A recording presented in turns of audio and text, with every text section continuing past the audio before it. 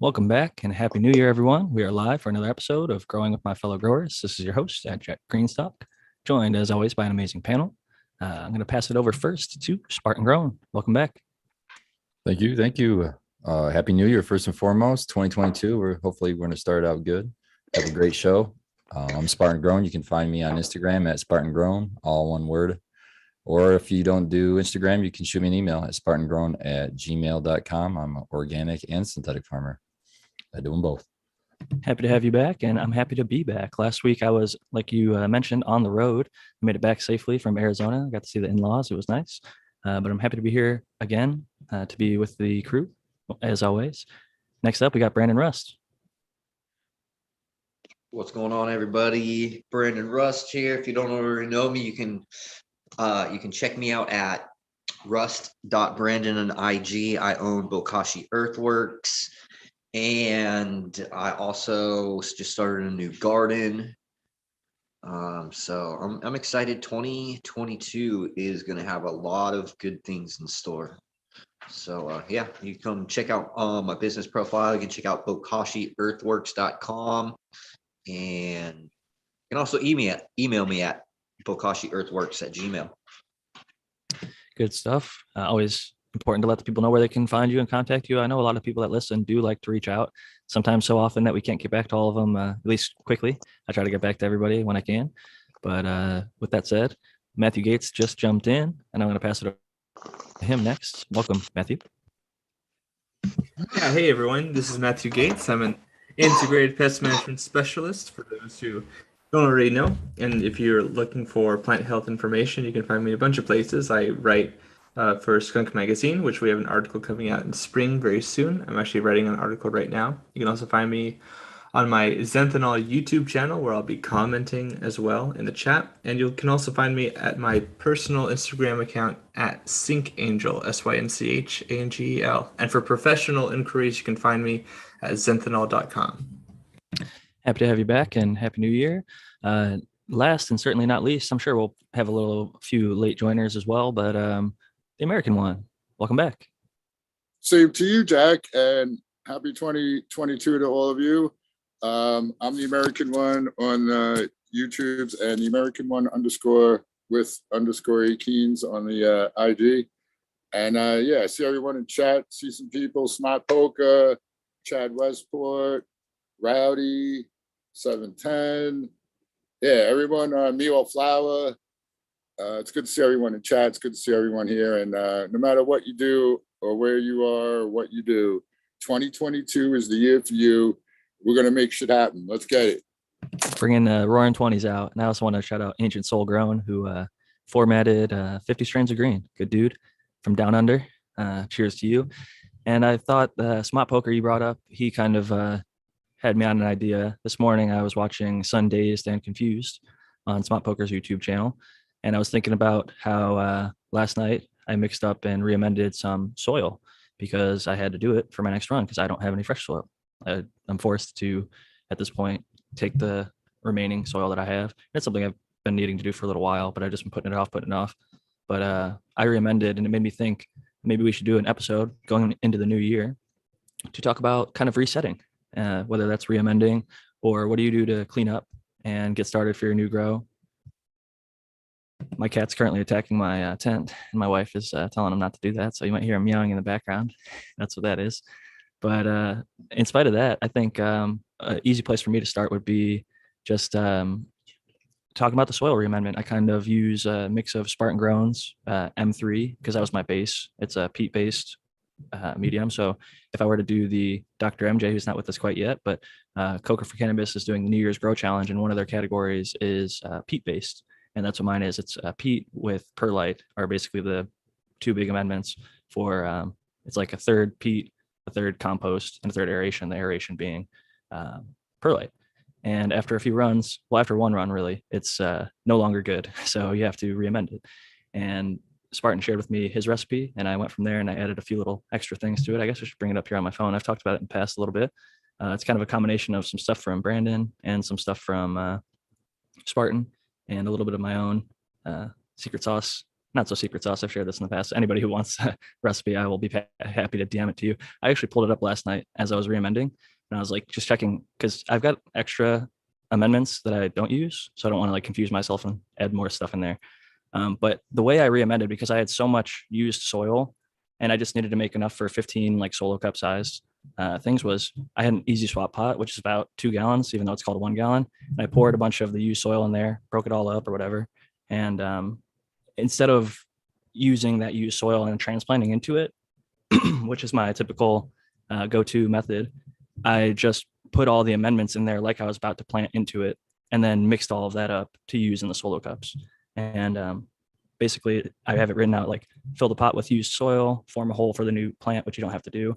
Add mycorrhizal fungi. In this case, I was using Recharge. Shout out to Scotty Real. I think the stuff works well. And I couldn't find my Mycos, which I usually use. That stuff's good too.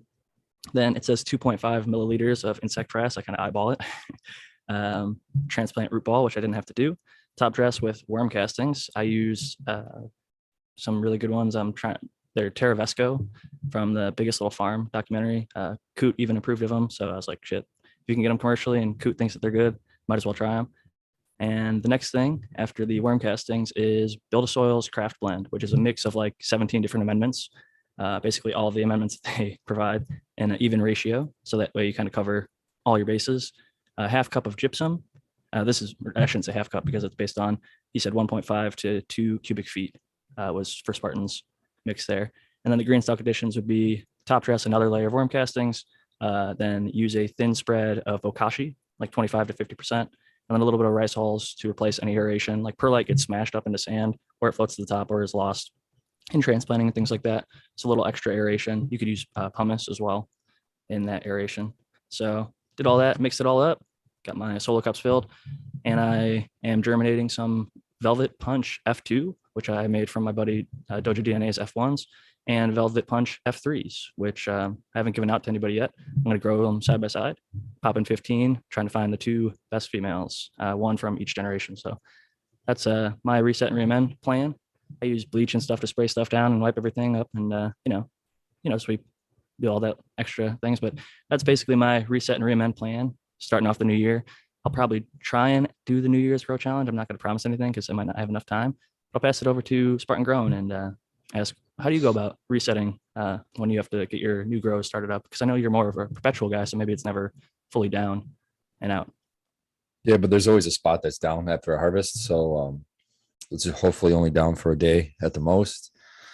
But in that day, I just go in there and get it cleaned up and then get the next round in. As far as reamending, at home, I'm mostly organic on 90% of my grow. But I am right now, I've started up a cocoa grow in a spare tent that I'm going to run some. It's just, it came up on me. I was looking, early when you're looking around and you're thinking about cleaning up around your house, spring cleaning or whatever you want to call it.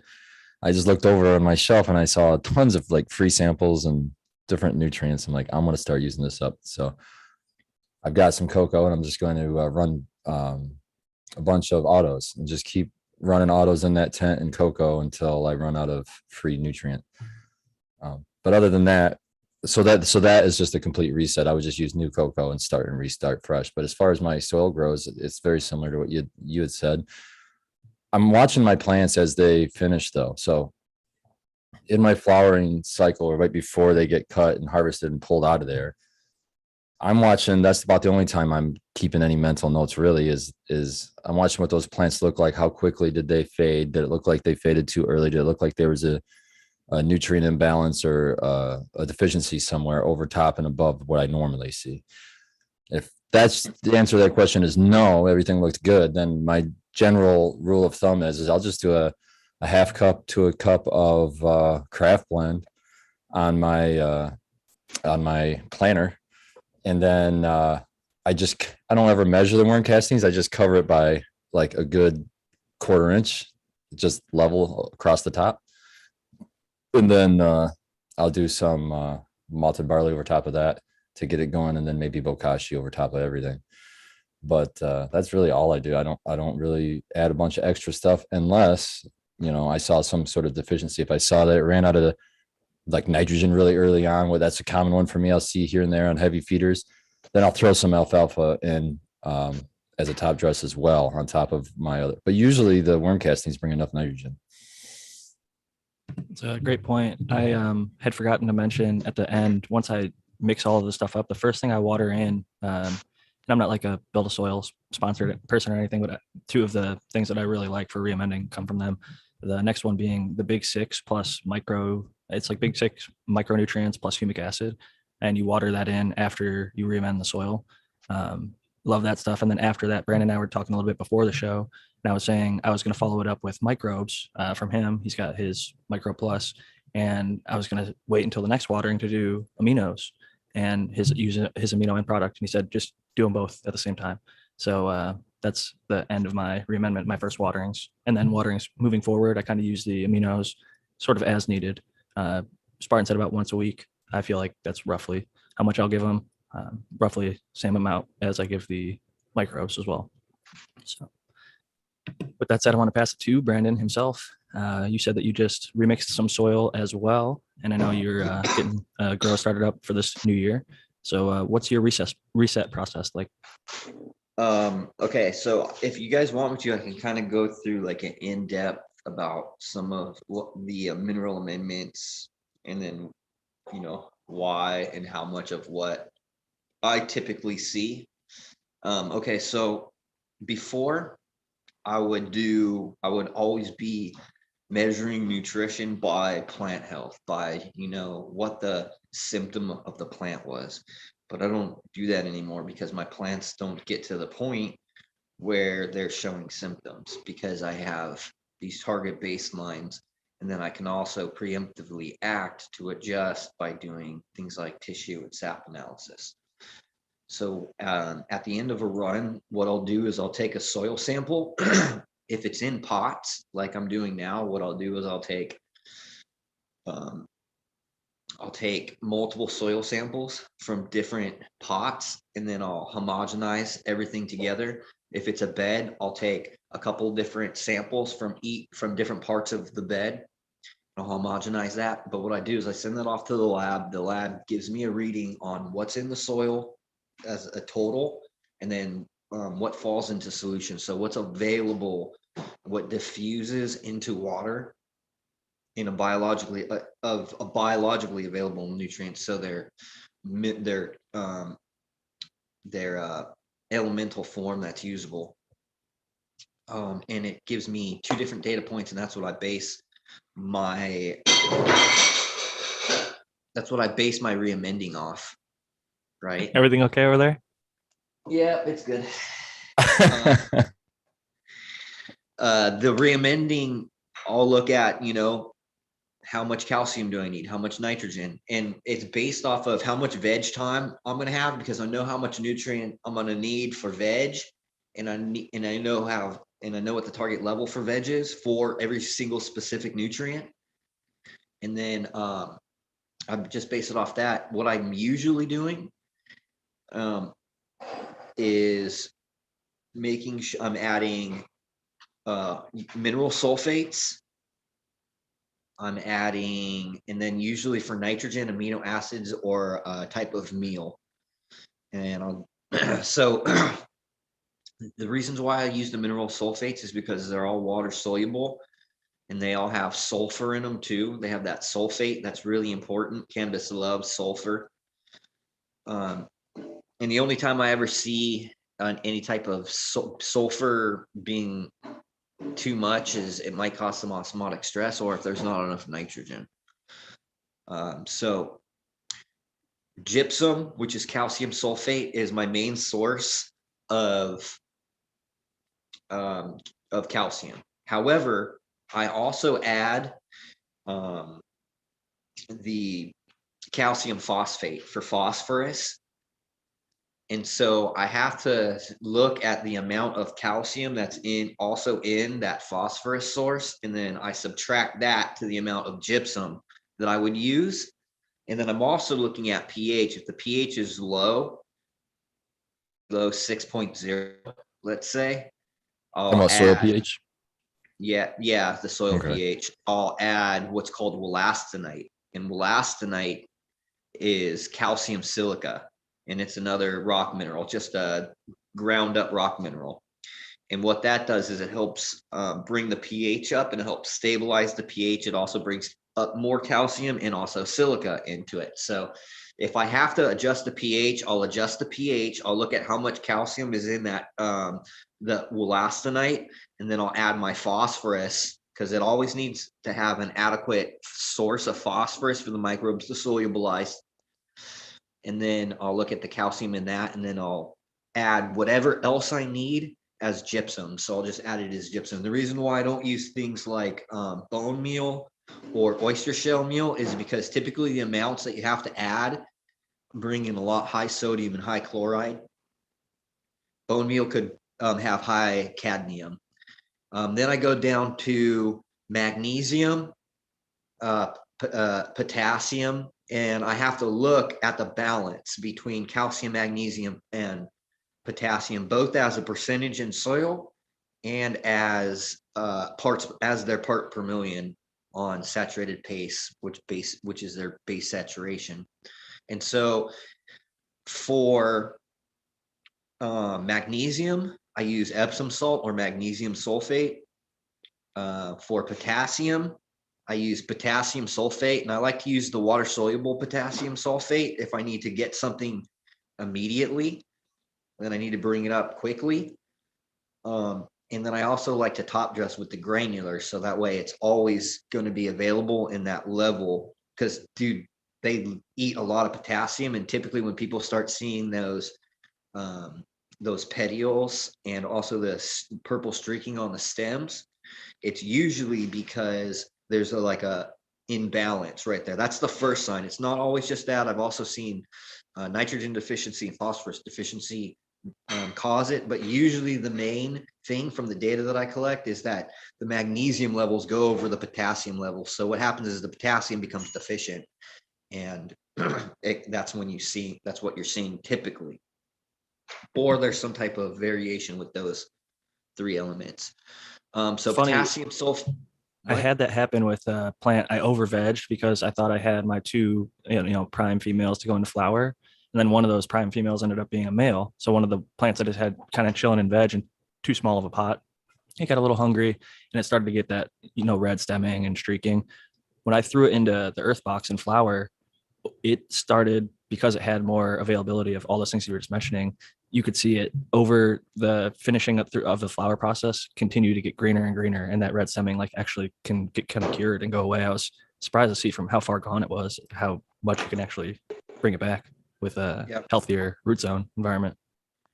So it's usually it's usually due to base saturation, the four major soil cations. That's what I always see.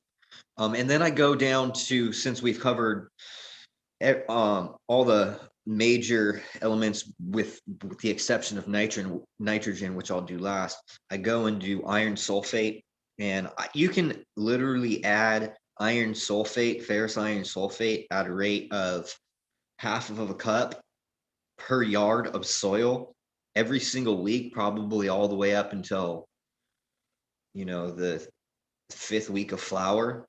And that is almost like, I can pretty much be said universal in these peat-based mixes, because the way that iron oxidizes, it's not always available. It doesn't stay in an available form. So that one's a little bit tricky. And then I go do the other micronutrients, manganese, and I use all micronutrient sulfates. So manganese sulfate, zinc sulfate, copper sulfate. I'll use what's called Solubor, which is copper sulfate, or you could use borax, which has boron in it. You would use twice as much borax as you would Solubor, but when you're talking about the amounts that you're using, you're literally only using a few teaspoons, like teaspoons. 7.5 milliliters is a teaspoon. So you're only using a couple of teaspoons per yard of soil when we're talking about these micronutrient sulfates, and you can buy them in large, large quantities, so they last. Brandon, let me ask you a quick question. how do you Yeah. get 2 teaspoons uniformly into 7 cubic feet? Like, you know what I mean? You know what I mean? You water it in. Yeah. So Okay. I'm gonna talk All about that in one of the tricks that I like to use when I do the Good work. reamendment process. So with these micronutrient sulfates, the reason why I'm telling you that you're using such a small quantity is because it's really hard to apply as a top dress to get even distribution across the whole entire soil. So typically,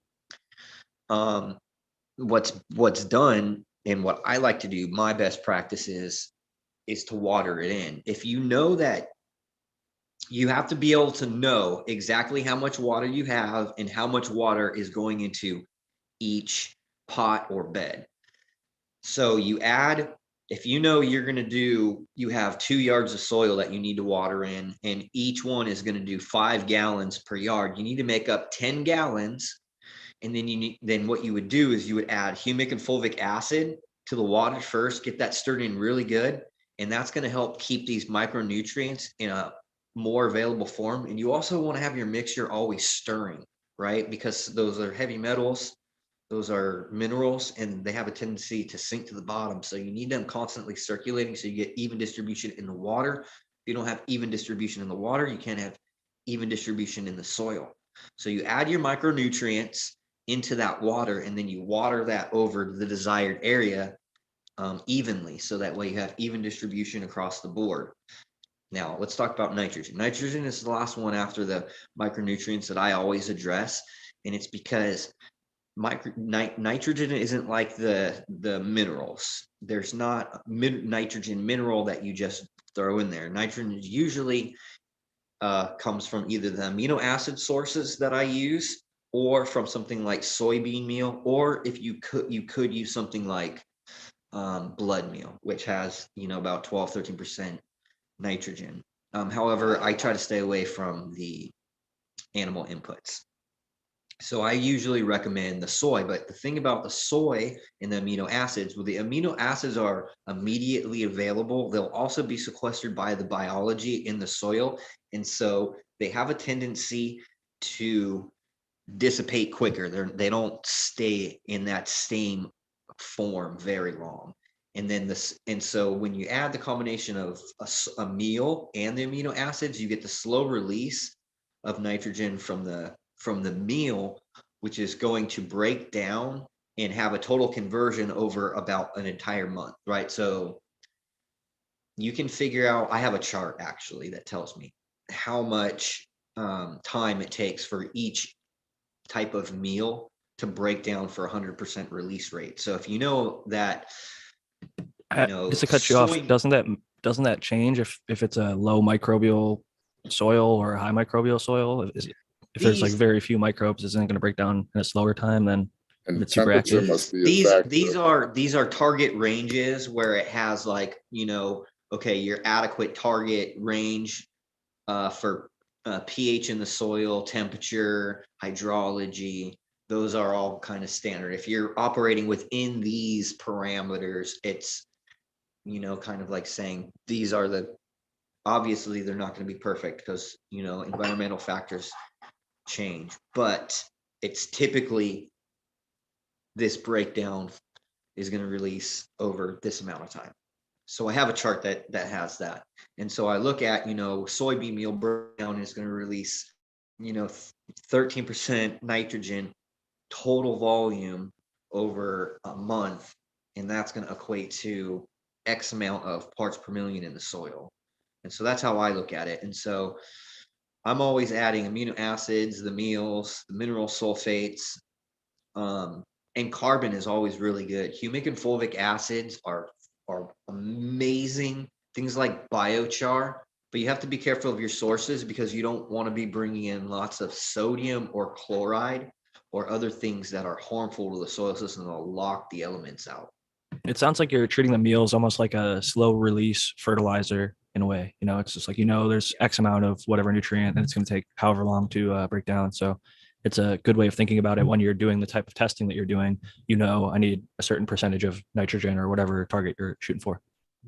My little hack with the biochar is I like to run it through my worm bin to kind of, for one, it'll charge the biochar kind of, but for two, if there's something wrong with that biochar, the worms are going to let me know real quick.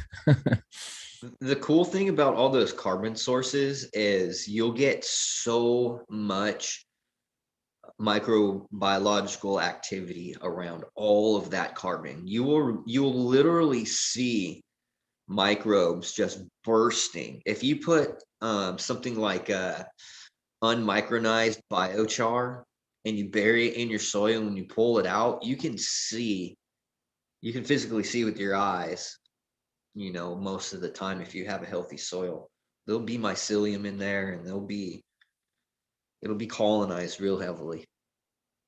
They love carbon, I'm telling you. But the thing is too, you're going to have to increase your nitrogen when you have more carbon as well.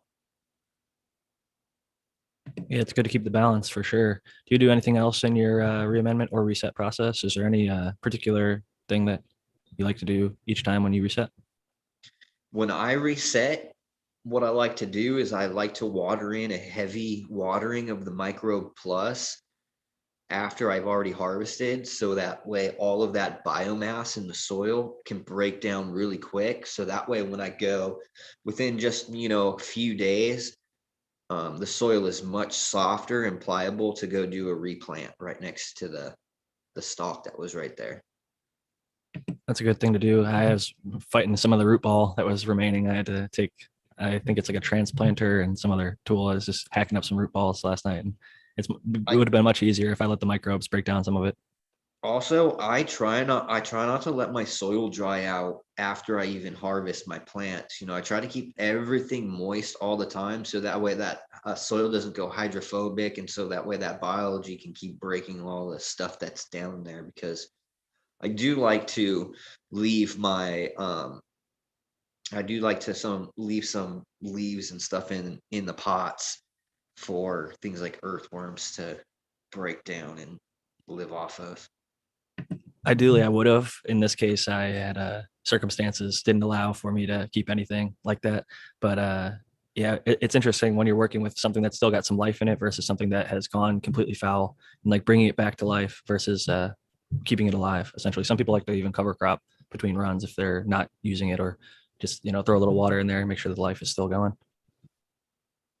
Do you have anything else you wanted to add before I pass it over to Tao? And then we'll give it over to Matthew and talk about some of the IPM implications. And maybe we could all talk about our favorite cleaning solutions and things like that. Go ahead. All right, go ahead, Tao. What do you like to do when you reset? Well, it's constantly changing, so don't hold me to this in like another month or two. But so in the I'm dumping all the 5-gallon containers. They're not big enough for what I want to achieve. So when a plant gets done, I pull it out, or sometimes I have to cut it out. But I'll take the container size that I'm going to put in there, 1-gallon container, and I'll remove all the dirt to that level, not just the hole, all of the dirt. I'll put that in tote, and I'll add some amendments to that and mix it up. I leave the bottom of the container to do whatever it's doing. So then I'll add at least an equal scoop of gypsum and langbionite, and 2 healthy scoops of earthworm castings. And I had some organic kind of like bloom amendment, commercial amendment that I was using for it, because I got it for free, that I'll throw in there. And I'll just mix that all up. And then when I put the other plant in there, I'll put mostly that. I'll put some fresh old dirt, like used soil, and a handful of earthworm castings at the bottom, right when I drop in the next one. And then I fill it up with the rest of that. And if I need more, I'll just put regular spent soil on the top. But what I do is, so with that, I think it gets it through the little veg that it's going to need and into flower. And then when I hit flower, I end up taking, I think I'd start doing a cup. Well, it depends on how big the plant is. But I have bigger plants nowadays. So I've been giving them a cup of earthworm castings. I don't really think it matters that much, but I've been putting it in now, like right after the stretch is over, I've been putting in. And like I was telling people, I have 2 earthworm bins. One that I put like mostly green and a whole bunch of other shit in. And then the other one I've been trying to keep towards potassium and not even phosphorus, mostly potassium. So that but I also end up throwing in, you gotta throw in green matter, so there's nitrogen in it. So this last batch I made, I just set it, I put it in a container and put wheatgrass on top, seeds, and let the wheatgrass grow out of it like 3 or 4 times. I did it 4 times actually before I harvested it out. You know, and you cut the wheatgrass down and then let it grow back. So in my mind, I pulled out some nitrogen at least. So that's It's a chop and drop, but doesn't some of that No, I nitrogen didn't come from drop the it. atmosphere? Oh, you didn't drop it. Okay. No. I just cut it and then I'm putting that in the green in the veg earthworm kit. I will eventually, but I just collected it now. So and yeah, so that's what I'm gonna and if they're looking a little, it looks like because the one plant I watched, it needed a lot more, but that was in a 5-gallon container. So I'm just gonna watch my plants. If they need more, I'm just gonna give them a little bit of more earthworm castings, or maybe probably I'll do not even a tea. I'll put like 2 tablespoons in a gallon, shake it and filter it and water that in, because then it won't have to stay there. You know what I'm saying? Don't even bother filtering it. I'll just dump it straight on. Well, because that's why I started with the crazy wheatgrass growing to get some of the nitrogen out. Because I think one of my plants was green and extra leafy at the end because of the high nitrogen. So, yeah. And you know what? Maybe I shouldn't even give them anything. I hate watching my plants yellow out, but you know, it is natural and it happens. It will happen no matter what. Have you messed with Brandon's Amino N Plus? Because I know you can push that like fairly late and it doesn't stay around as long. I have some of the micro plus. I have both of those actually. Yeah. So yeah, and I think with the earthworm castings, there's a lot in there that helps everything and keep everything in balance too. It's shockingly low in nutrient content though. Like even the best worm castings, like when you get them lab tested, it's like 0.35, 0.35, 0.35. It's not like the NPK of it is like not shockingly high. So Right. Even though they seem like maybe they're rich in nitrogen, maybe it's the microbes that are in there that are making nitrogen available in the soil later. Perhaps, I don't know. Yeah, that's possible too. It could be like, but yeah, I don't advise fertilizer near the end of any flower anyway. You know, just in my opinion, like if you're doing it the way I'm doing it in a like quote super soil kind of way. But I think earthworm castings are magic. Yeah. They certainly add a lot of life to the soil. It's probably my favorite amendment. It's one that I refused to grow without it. So that was one of the holdups for me. I was like, well, I don't have access to my worm castings right now. There was some supply chain and, pandemic related shit that didn't allow me to get worm casting. So I was like, yeah, I'm not going to do it poorly. I can't sit there and let my plants grow suboptimally when I know I could be growing them better personally. Like that's just, maybe I'm a little OCD in that way, but I wanted them to be happy and healthy. So I waited until I could get the best stuff possible. I like earthworm castings, but I'm usually focusing on more on just like the pure carbon side. Having that stuff in there in an available form that's not going to have to be cycled or anything, and just putting it in there so that way it adds that extra amount of energy to the soil system. It acts like a battery. Yeah, I must say that, like, I add biochar to my earthworm castings. I add, like kelp meal, alfalfa meal. And yeah, I think it's good to put everything through there if you can, whatever you want to add to your, but you can't always do that. And, azomite and dolomite. I mean, not just horticultural lime. I don't know if it has a lot of magnesium or not. And I do have some bokashi too from Brandon that I sprinkle in there. So, and if you put your whole plant in there, that other than the buds, then everything that the plant needs is going to be in there. It just has to be able to be made available somehow in the nutrient form to the next plant. I think the real power, or one of the many, I should say, powers that isn't really spoken about much of earthworm castings is what they do to the soil as far as like tilth and I don't know how else to explain it. It gives more of an airy structure to the soil. That's why I like to have such a large composition. Like the Coots mix Oh, is a that third reminds me. compost, a third aeration, and a third peat. His third compost is all vermicompost, so all worm castings, and that's what I try to aim for if I have it available. And in this case, when I do, I just feel like I get the best results from that. But there's also like disease resistant properties. A few of the microbes that are in worm castings offer tons of benefits. Like they can actually turn some of the like heavy metals into either like non-existent or into like nutrients in some cases. Like I Googled one of the names, one of these really long microbes that is listed on the worm casting bag.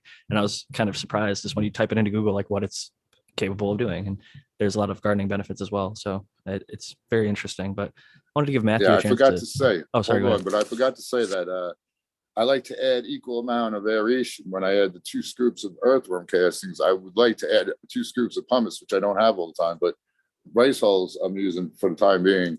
So to match that, because yeah, and I just started screening my earthworm castings. I was just like scraping them off the top and kind of like, and then I went into my one container. It was hot. I mean, it was hot there because the shit was still breaking down inside the container. But the plants didn't skip a beat really. So long story short, though, I started screening it, and you could see like what a difference that's going to make, and it's going to add more, and it's also going to add You can get an 1/8 inch a screen. That's the mud. best. If you can get the So- 1/8 inch screen, that's like some premium shit right there. If you can find Yeah, I that. got a quarter. I'm using the quarter right now. So Are you, But, You can find quarters about anywhere. 1/8 is hard to fucking find. how sure. hard is what do the worms do with the pumice? Are they able to go through that? Like they're able no, to I handle don't put the pumice in my earthworm casting. I just put it in my containers. So I keep everything Oh. separate. I have an earthworm bin that I do all the earthworm stuff. Then I harvest the earthworm castings and use those in the mix. Yep. So that's the way. And I would, like I say, and that is what at one point, that's what was screwing me up heavy, was that I didn't add any extra aeration. Even if you don't adding earthworm casting, stuff breaks down and gets denser. And if you like dump it out and reuse it, you'll lose aeration. So yeah, adding aeration after you reuse soil for a while is definitely, if it's not necessary, definitely benefit, I would say. So yeah. I will say it depends on how much aeration was in there already, because the M3, if it's your first run and you're reamending, you'll probably get away with it because it's super heavy with perlite. Second, Right, third, fourth certain- run, that stuff gets Exactly. crushed, As it gets floats out, older. you lose it in transplants. I like to add, when the perlite's gone, I'd like to replace it with pumice. I personally think pumice is a little better, but if there's still a bunch of perlite in there, I threw like a little bit of rice hulls because it adds a little extra aeration, but it will break down, ultimately provide silica. And I don't know, I think it definitely won't hurt as long as you're not, super, super high on your aeration side. We actually had a question about aeration, but I want to give Matthew Gates an opportunity to maybe give us some advice when we go to reset, if there's any tips that you have for the cultivators out there on how to maybe avoid some IPM issues when restarting a grow. Because I know a lot of people like to just say, you know what, I'm just going to go at it, not do any cleaning or anything. I'm just going to start right back up. So what are your thoughts? Yeah, I mean, obviously, like a lot of things that we're talking about, it's very context dependent. Like how you're growing is going to make a big factor, and what your resources are is going to be a big factor, and how much and all of that. But like I guess I wanted to start off by saying that for a lot of people, hygiene is important, right? When it comes to the plants, and what I mean by plant hygiene is, in some cases, people can get away with, like I recently posted a pretty popular video on my Instagram with a little short video, that are very popular, in vogue now. And it was somebody who had made a leaf litter mulch of cannabis leaves. They just kind of left them on the plant, or on the ground rather. And when they lifted up this mat that had formed, there were rove beetles, which are nice, which are good things that are around in the mulch. Couldn't tell you what species, but some people were saying that they can't get away with this sort of a thing because they'll get a fungal rot of some kind sometimes, or other sorts of things. So I just want to say that certain techniques may or may not work depending on what you're doing and how you're growing. And my response to that was that I know people who use mulch, and it's a majorly useful attribute and a very useful thing to cultivate for their grows. But in other locations, they just can't do it because they have rodent problems when they do that, and they get problems like that, and they don't have an ability to mitigate that problem. So just again, like, just because something works for one person doesn't mean it works for another person. That's my anecdote there. Typically, though, I do usually ask people to not do that sort of a thing, to not just let the same leaf litter stay on the topsoil, just because there is that sort of potentiality. And some people might sort of make a caveat like, well, if their microbiome is fine, then it's fine. Well, okay, it's fine right up until it's not sometime. And maybe that causes a catastrophe and you lose your crop or you lose that plant. So it's just important to know why it works in some cases and not others for your particular situation. I like to process the leaf litter when possible. So like if you're trimming or doing whatever, and if you're in like a hydroponic setting, of course, this kind of goes, I think, doubly or triply, because you can get situations where biofilms can develop and form, and you'll get colonies of like bacteria and other organisms that you don't want, that are actually plant pathogens that can exist in the biofilm with the benign things like algae and whatever, cyanobacteria or whatever that you might get. So yeah, I basically, and when it comes to hygiene, like I think a lot of people also, they get confused when it comes to like terminology. So like, for example, there's cleaning and there's sterilizing. If you're doing something like this, for example, cleaning is getting rid of all the detritus and like the big chunks and like wiping it down and that sort of thing. You have to do this. Like if you have biofilm, for example, like algae or some sort of weird buildup of something in your in your reservoir or your lines or something like this, if you're growing in this sort of hydroponic or something that uses the system, the problem that you run into is that they're very resilient even to things like oxidizing agents and that sort of a thing. So the sterilization has to happen if you're going to do something like that after the cleaning, because if you don't, sterilants like oxidizers and that sort of a thing, they might not be able to penetrate, and oftentimes they can't totally penetrate that biofilm because it's so robust. Nature is impressive. So that's just that's a tip for people who are growing in situations where that's relevant, I suppose. But yeah, a big part of it is hygiene. And of course, if you're growing continually, that's a lot more difficult to do. And I'll admit, in my professional experience, perpetual grows tend to, like, for a lot of crops, they grow and they tend to get like ambient populations of pests that they can't quite get rid of. It can be very difficult. And it's easy to tell somebody, just burn it down, just cut it all, harvest it or don't harvest it, throw it away and restart. Like anyone can do that. Generally, you want to try to solve the problem if you can without having such a high cost. But yeah, so like being very aggressive, and in situations where you can sort of like be able to section off your grow potentially, like if you have like a room or if you have multiple rooms for whatever reason, like in a home grow setting, maybe that's I know some people have that setup. Basically, if you're able to grow in such a way that you can kind of like cordon off different sections and maybe like clean them up of residuals or of leaf trimmings, of plant debris and matter, because those can harbor things like botrytis, fusarium, septoria, hoplite and viroid, right? Powdery, did I already say powdery mildew? Powdery mildews as well. Yeah, so there's a ton of things that that can exist in that sort of debris if you don't sort of compost it or process it in some way, shape, or form. And there's tons of ways that people do that. In fact, Chad Westport is here in the chat, I'm sure.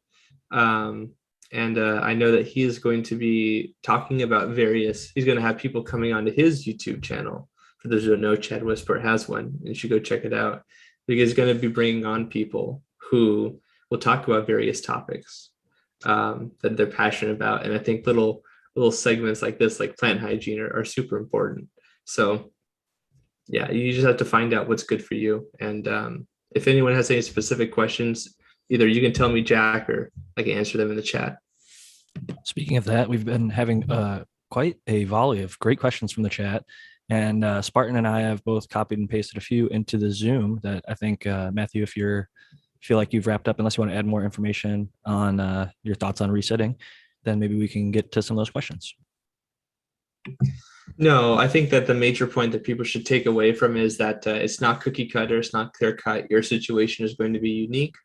And you can definitely take points from various sources, but if you want less hassles, it can sometimes be useful to just kind of keep things a little bit more controlled, especially if you're a newer grower and you don't necessarily have the strength with regards to, like, creating a microbiome that'll process some of these things, or if you're just kind of worried that you're getting too much up over your head, like, it's better to have the plant harvest it for the medicine and uses that you need it for, rather than do something that might be complicated for yourself and costly. So I have a great empathy for people who are beginning out in that sort of circumstance.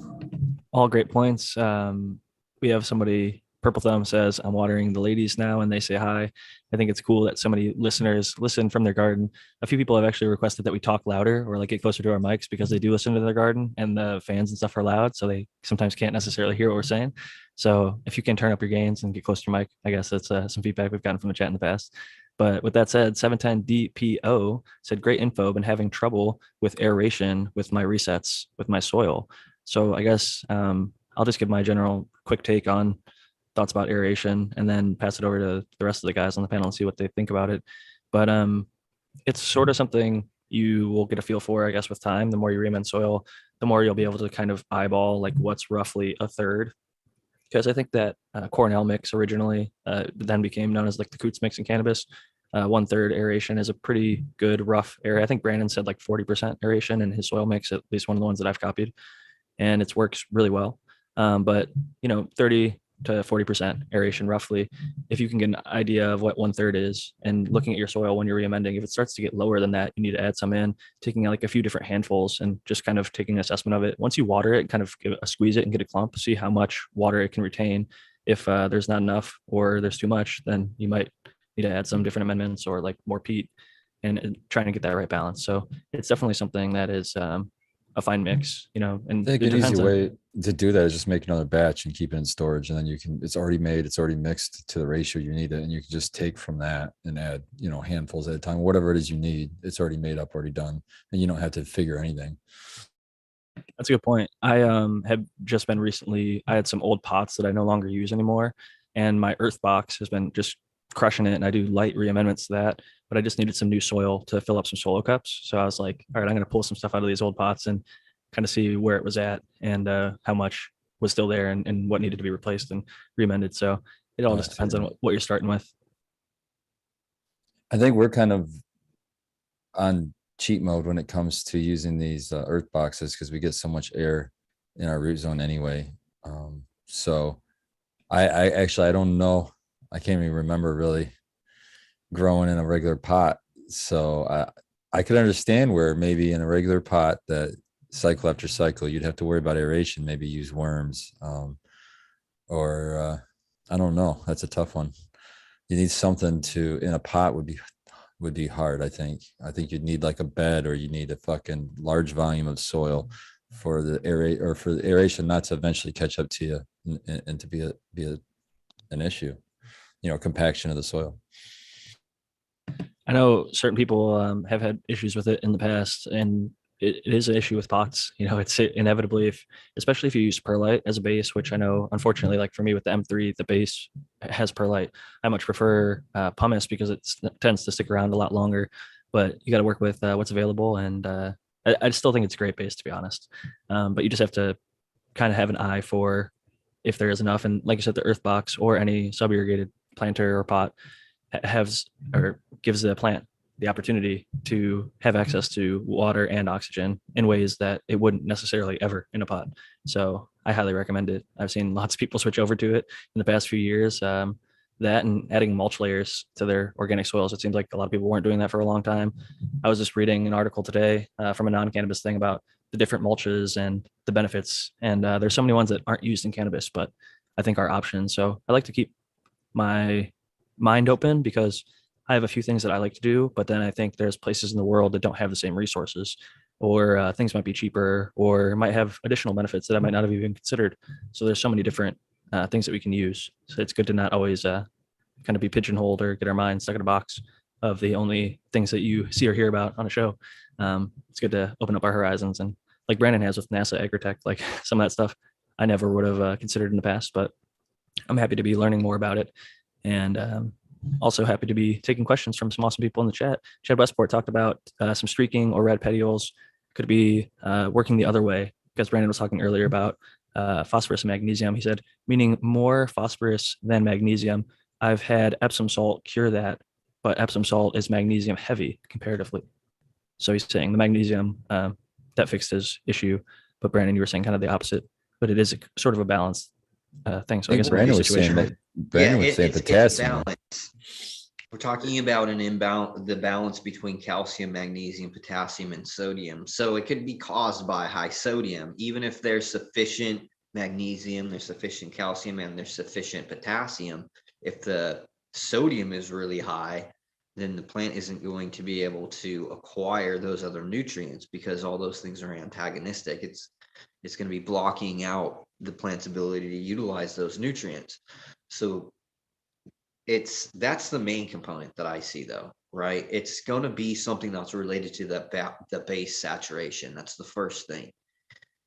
Sometimes it's low magnesium, sometimes it's low potassium, but it's always an imbalance between them, between the four major soil cations.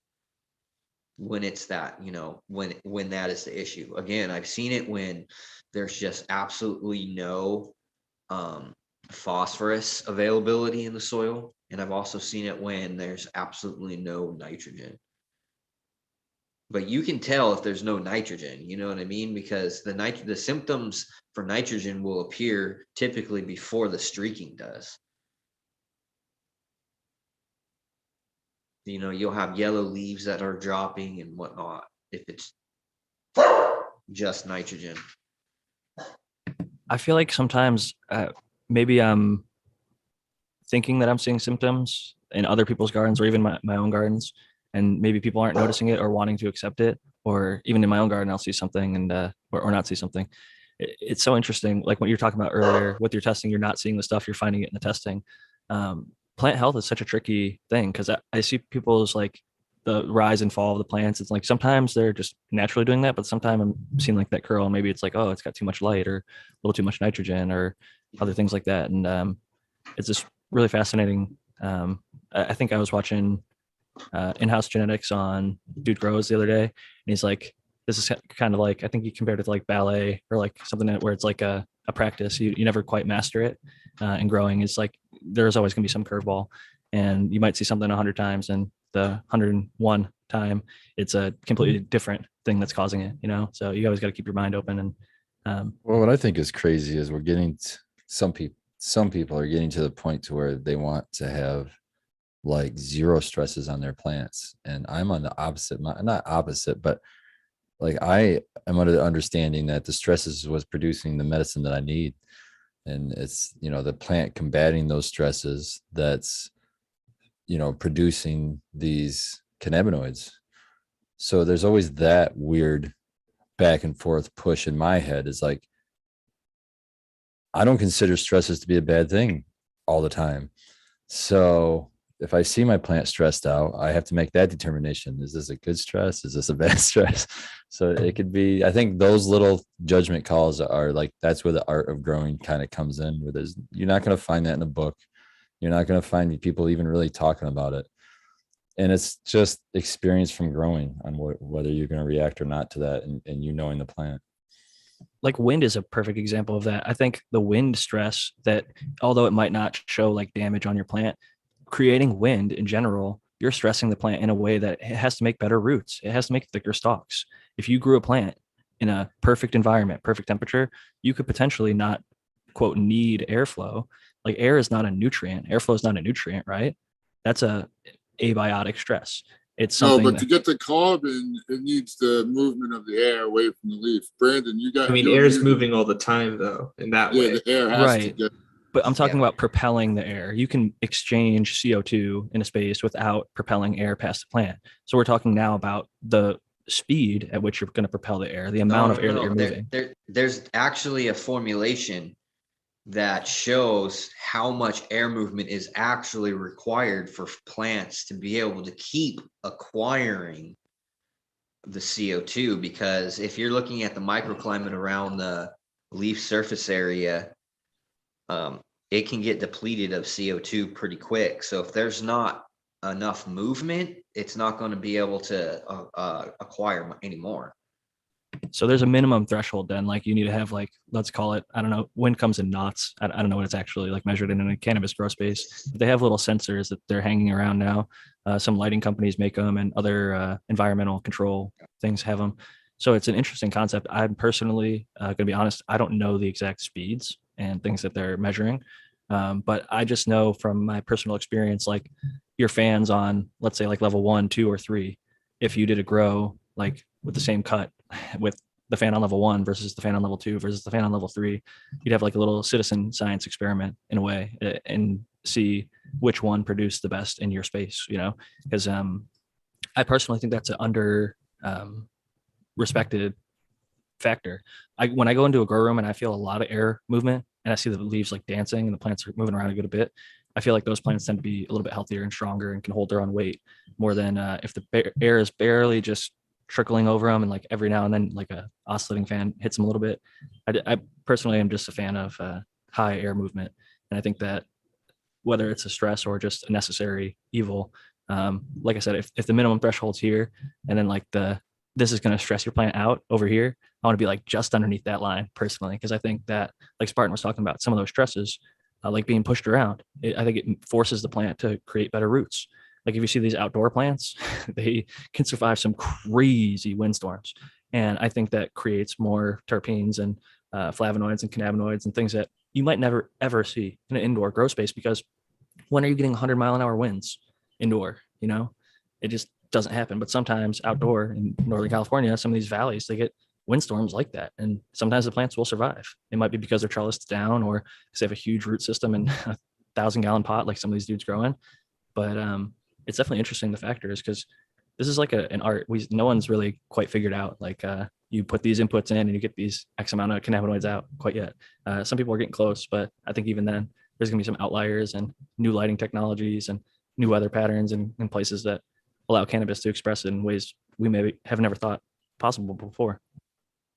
Yeah, I think a lot of what's happening with the wind is like a mechano stimulation response, and I guess that can cause, like, I mean, you know, upfront stressors happen just with basic metabolism, right? So like those things can cause signals to occur.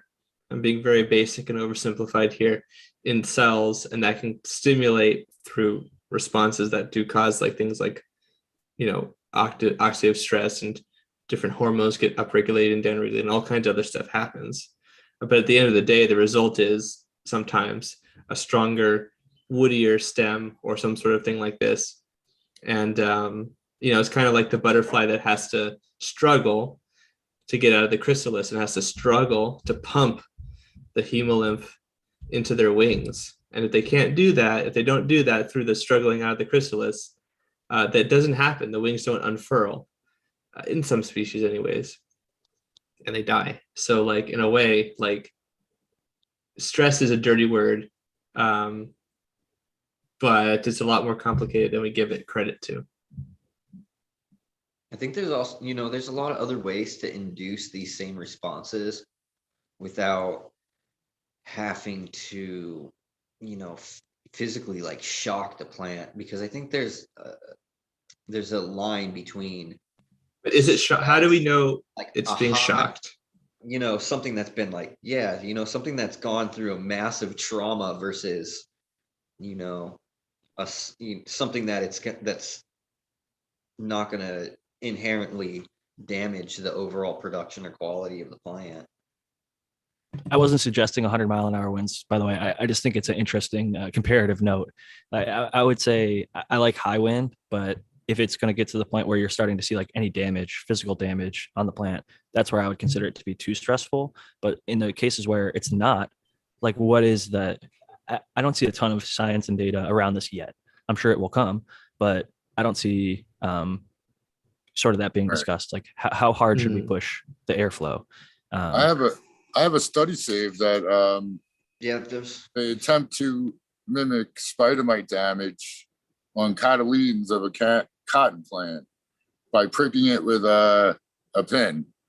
I've seen and they call it like mechanical abrasion, and it's supposedly the experiment was would it would induce a SARS response or whatever kind of response, and they said it did, but I've tried it. It doesn't seem to be very effective in reality, but who knows, Well, it's like that's funny because the physical damage will cause certain responses, but spider mites also suppress the immune response too. And they have a bunch of other stuff that you're not getting with a pinprick, like saliva that has the effects I just mentioned, and even microbes and things like that come along for the ride and have benefits for the mite.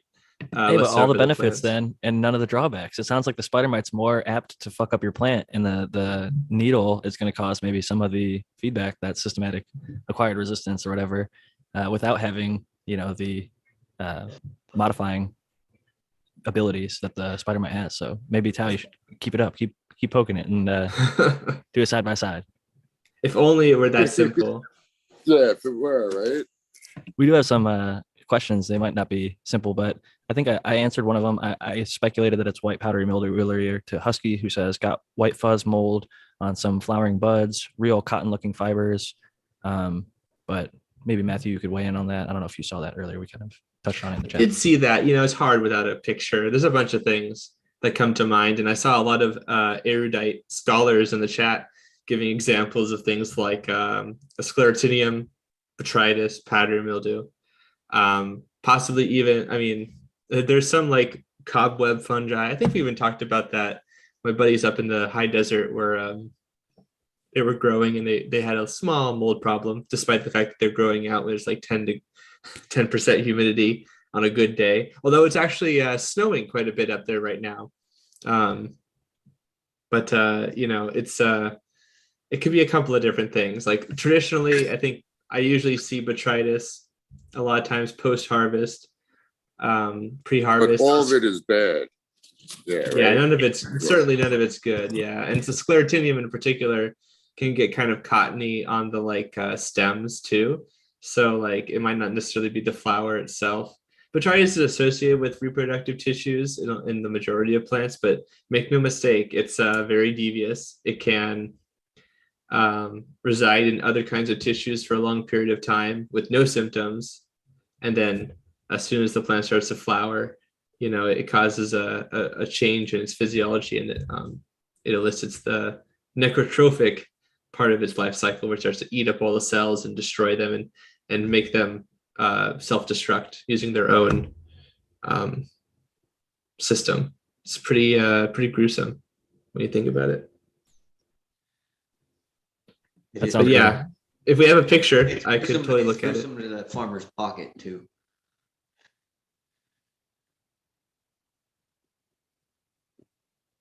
Definitely not fun to deal with. I had another thought on that, but I've totally lost it. So I'm thinking maybe we go on to Sergeant Bones' question about wettable sulfur transplanting from solo cups into SIP containers. If I drench completely, including the root ball, will that be detrimental when I inoculate micros on the roots? So I guess those are sort of, you're doing two different purposes, right? The one is you're trying to kind of knock down pests. This is like an IPM. And then the other thing would be inoculating microbes. I think you could do the microbes later, personally. I think, but it just depends on how you transplant. I like to add mycorrhizal fungi on transplants, but there's other things that people will inoculate with when they're transplanting. But I'll pass it over to Spartan. It looked like you had something that you wanted to toss in there. The only time I would dip my root ball in sulfur would be if I was trying to kill something with, you know, either the pesticide or fungicidal aspects of it. And that's the only time I wouldn't do that one like as a preventative, because I think you could come into some issues with soil pH. You could come into some issues with some imbalances of just really high sulfur, I would imagine, around your root zone. Is going to, I just think it's going to change the root zone pH, and I worry about that. Yeah, So- I do recommend doing a dunk. When you cut your clones, you should always dunk them before you stick them. And then before you transplant, you should also dunk them again. That's just I agree with you. standard procedure across the board for pest management protocol when you're taking clones. You're talking No about the matter if top you're of the clone, small. though, not the actual root zone. You're dipping it upside down, holding the soil cup. Look, you can do whole dunks, but it depends on what you're using. Something like Pure Crop or something like Pyganic. Or no, Pure Crop I wouldn't recommend for roots. No, you can't. No, you can. You can do Pure Crop for roots. That's right. You can use it as a drench. You're just using small amounts. Pyganic and the Pure Crop work really, really well if you want to do like a drench before and after, like a full dunk.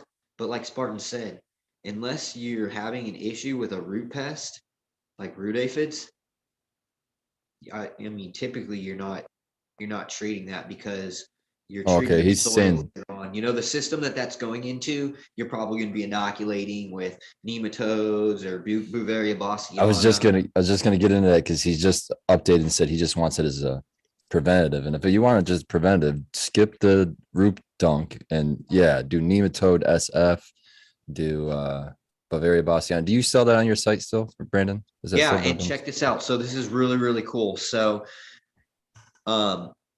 starting in February, after this month, all of the prices for all the microbes are going to drop by like half, because I worked out some stuff with my friend who owns their family owns the company that I source all my stuff from. So they're giving me better pricing.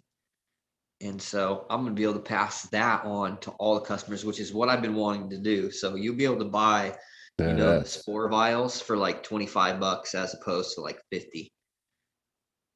Damn. you can And that get stuff, the things like even at the- $50, honestly, made a lot of like gallons, and it was a good value. So I think that's awesome to hear. Well, here's the thing, right? When it comes to these types of microbes, one of those vials can treat 100 liters of water or 25 gallons. But I would much rather use one vial and treat 10 gallons, right? Because you can't go overboard with these things. Just with double the these concentration. microbes. And it's just like you kick it up, dude, and it's just like one. Well, in 10 more gallons, you thing. could spread a long ass way, especially I know. if you're spraying it or watering it in.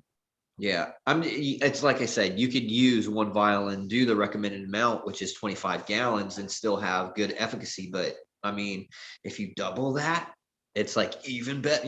I like that because when I take IPM real seriously, and I always look at that as going to be one of the costs of cultivation, right? Just like my electricity and rent, right? It's one of the major costs, because if I don't take all those preventative measures continually, you have an issue, dude, and I can't It's afford just to like have an paying issue. it's just like paying for car insurance and paying for house insurance. It's just paying for crop insurance. That's what it is. Pay me now or pay me later. You could pay for consistent crops to be harvested, or you can pay to lose a crop at one point when you might literally be ruined by it. Well, here's a very real world example for me personally. We get bonus on one. We get a small bonus if the crop passes all testing. Then we have up to 3-tier different bonuses. And if I get all 3 tiers on the bonuses, I get basically a double paycheck for that week. So it's very lucrative for me to give a shit. And so, it's a great system to make your employees give a shit too. And I mean, if your actions are costing everybody around you money, that's not going to happen very often. I'm just going to say it's not going to happen a lot. And as a team, if you guys can work together and you get that double paycheck every harvest, you know what I mean? Every couple of weeks for us is our harvest. That's amazing. And it builds pretty good camaraderie and makes everybody care, and you're rewarded for caring. Whoa. You're saying if you incentivize good behavior, it happens more often. Wow, that's Wow. That's amazing. I wish more people would learn I about love that. That's why I say it, man. Yes. That's why I bring it up. I know we have an audience, and I want to get it out there because you don't see it anywhere else. And that's You why know- a lot of people ask me, I've been offered head grower positions at multiple different facilities here in Michigan. I mean, I know of several that I could just walk into right now and have a job, but I continue to work where I'm working at now because I'm still learning.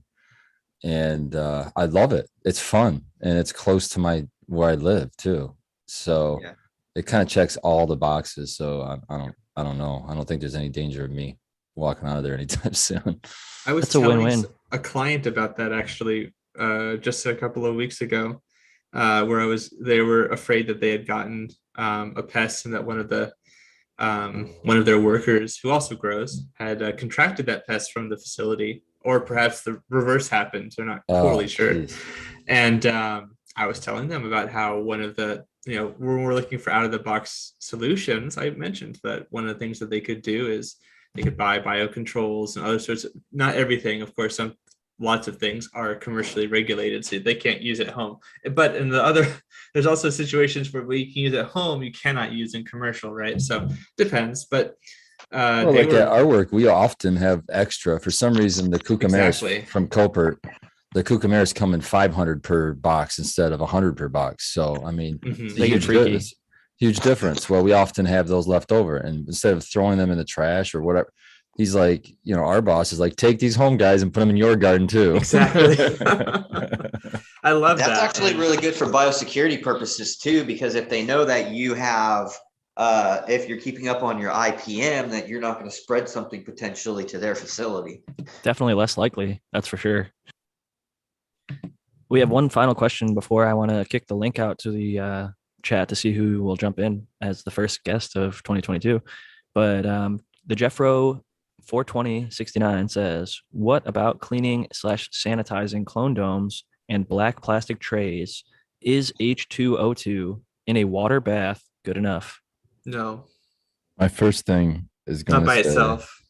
my first thing that I have to say on this particular subject, because I say it often, how much does it cost you for a clone dome?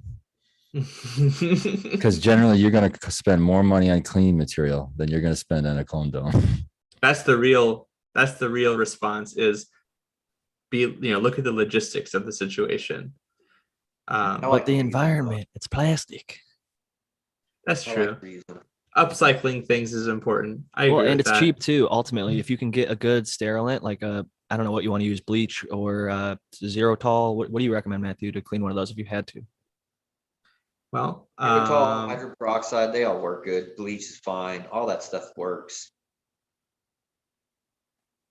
because of hop latent viroid being so prevalent lately, I want to introduce people to, there are people use for other viroids too, for that matter.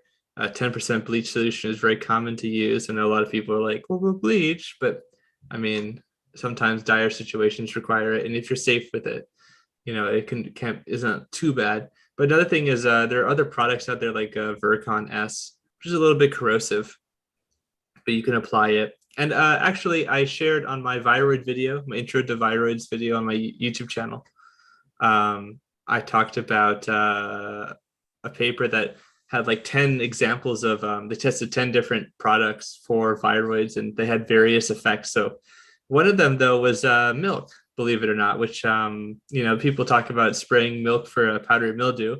I've had people have that work for them, and I've had people report that it was very bad for their plants afterwards. And I think that's an operator error potentially, but regardless, I don't find that to be super effective in my case for a lot of things. But it was very interesting to see that worked really well for the viroids, actually. Right next to Virkon S, and I mean, it wasn't as good as it, but yeah. So check out my video on that. I don't know where it is in the video, but you can scan through. I talk about treatments in that video, and I think that's a super important thing for people to be aware of. Matthew, what do you suspect the mode of action was there? Was it just a lactobacillus or what? For the milk? For the milk, yeah. For It's funny you mentioned that because I don't really know. I think that they also speculate a little bit and I think I might have actually quoted what they had said, which wasn't, if I remember right, anything very specific. Perhaps I really don't know. I don't think it was raw milk either. I was just curious. That's the only thing I can think of off the top of my head. Well, yeah. Well, viroids can sometimes get into cyanobacteria and pathogenic fungi, and that could be a transmission vector, which is scary. And we talked about it later on. You're always doing that to me, man. You're always scared. I'm always doing it. But I remember a year ago, you and I were talking about the potentiality for. You asked me 2 weeks ago or 1 week ago about whether predatory mites could mechanically transmit hop latent viroid, and I said I didn't know, but I do remember we had discussed this like a while ago before that even, and I think that's a really interesting potentiality. I really don't think that that's happening. I don't want to be biased, but it's making mites even more annoying. Yeah, exactly. Well, what about like silver leaf whitefly? From one of your videos, like remember that can't that transfer like hundreds of different viruses, viroids, and plant pathogens? Over 480. Over 480 and broad mites, yeah. Over 480 viruses are vectored by the silverleaf whitefly. I just feel like it's got to be hop latent viroid. Can't be maybe it'll be 481 by next year. We'll find out. I guess so. That's anyways, I don't. Amazing. Isn't it? It is actually kind of fascinating. Anyways, horrifying at the same time. Yeah, that's amazing that they can have that many viroids in them. I mean, I know they're not carrying all 480 at the same time, but no. But still, to be able to be like a messenger or carrier of it, a vector, yeah, but it doesn't affect them in any way. Some do seem to affect them. One of them, tomato yellow something virus, wilt virus. I think we've talked about on the show. It actually damages its brain, its neural pathways, so that it doesn't have a preference for yellow color, because yellow color is often a signal of problems in the plant. Either it's dying because it's senescing, or it's under some sort of a nutrient stress or biotic stress, whatever. It's like, oh, this will be great. But you get rid of that preference, and suddenly the virus is more likely to go to a green plant as well as or a yellow plant. And so that means it's more likely to colonize a new host. So that's kind of terrifying, that it literally damages the brain of the vector to have fitness effects for the virus. And other viruses can seem to be able to attach, or in some way, like there's a couple of proteins in its gut, and apparently a bunch of viruses, mostly geminoviruses, can do that. So Damn. Very, very complicated, very interesting. It's always interesting to learn more about it and how they can transfer from one plant to another. And, some are cross species and some don't, but I'm always trying to be enlightened to the stuff that's available. We got Okie Grower who's about to jump in, so I wanted to admit them. And they'll be here in probably like 10 or 20 seconds. It takes a little while for Zoom to allow them to jump in, but that's a name that I recognize. My one rule with the Zoom is that I have to recognize the name. I'm frozen. I've met this person in person. Does my sound better today, by the way? I've got a new arm for my microphone, so it's like right in my face. It does sound good to me. Oh. Cheers, Ryan? Okie. Oh, hey, here, I'll put on my video now. But this. There's the video. All right. Oh, we got a garden. I'm spotlighting you. All right. So this is Siberian Gorilla Mac from Guardian of Lost Terps. Oh yeah, half of that's the genetics that I made. Yeah. And look That thing's at got the some spears. open structure on this thing. Yeah. Like we're going into week 6, and it's not putting on much chunk at all. Real airy. That's that ruderalis in it. That's what I was thinking. Well, this is actually, there's 2 plants in here. And one of them outgrew the other one. This is the other pheno. It's a little more compact. The more airy ones, I tend to notice dump a bunch of hash. I feel like because it is coated all the way around Yeah, the that's- outside. That's what I was thinking, because it's pretty frosty. I don't know how well that's coming up. It definitely looks frosty to me. I can see it on that lower nug for sure. Yeah.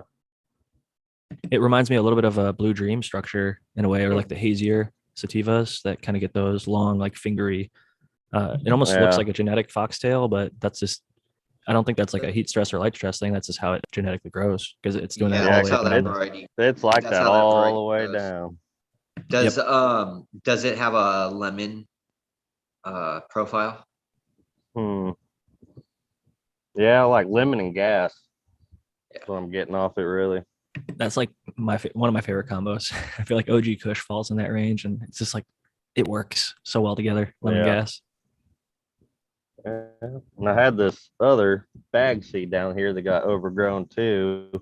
It's in a little 3-gallon. I overwatered the hell out of it and messed her up pretty good.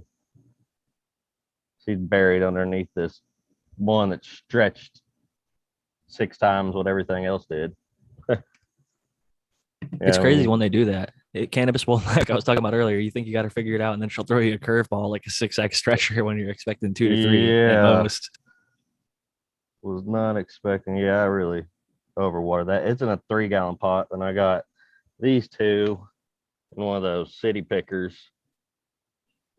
Oh, that's what it is, Damn, man. container. That's my Once they get shit that right perfect there. watering, I they love just those. are, Yeah. they take off like crazy. The earth boxes and city pickers, I swear they grow so fast and strong. It's just like they're perfectly watered the whole time. They have plenty of soil. I love Is that those. a little I group? love Groot.